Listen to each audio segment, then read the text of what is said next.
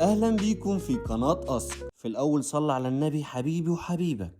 مرة كنت قاعد على البحر كده وببص على سفينة معدية قدامي، قلت في نفسي يعني البحر شايل العمال دي كلها والحديد ده كله، وأنا لو رميت مسمار بيغرق. انت مين يا بحر عشان تختار اللي تشيله؟ ولا في واسطة في الموضوع ومش قايل لي؟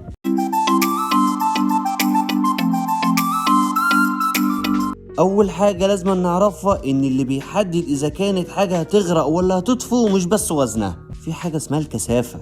الكثافة دي ببساطة هي مقدار الكتلة اللي محشورة في حجم معين. يعني ايه؟ هقول.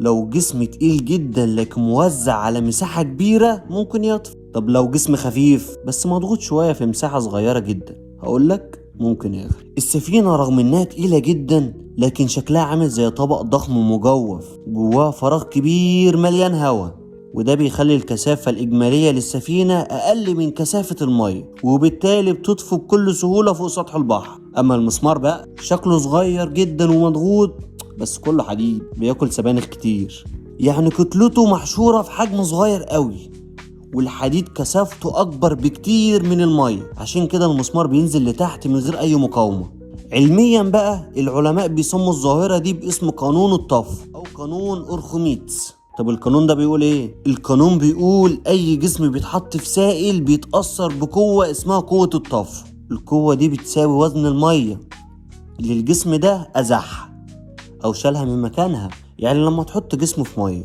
لو الجسم قدر يزيح كمية من المية وزنها أكبر أو مساوية الوزن هيفضل طافي. طب لو وزن الجسم أكبر من وزن المية اللي أزحها بيغرق.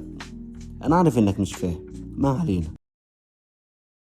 بص يا صاحبي، السفينة لما تتحط في البحر بتزيح كمية ضخمة من المية بسبب حجمها الكبير، وكمية المية اللي أزحها وزنها كبير كفاية إنه يشيل وزن السفينة نفسها. فهمتني كده؟ أما المسمار فكمية المية اللي بيزحها صغيرة جدا مش قادرة تشيل وزنه، فبالتالي البحر بيسحب المسمار لتحت. وعشان تتأكد من الموضوع ده، لو خدت ورقة ألمونيوم وخليتها مجوفة على شكل قارب ورميتها في المية، طبيعي هتلاقيها طافية.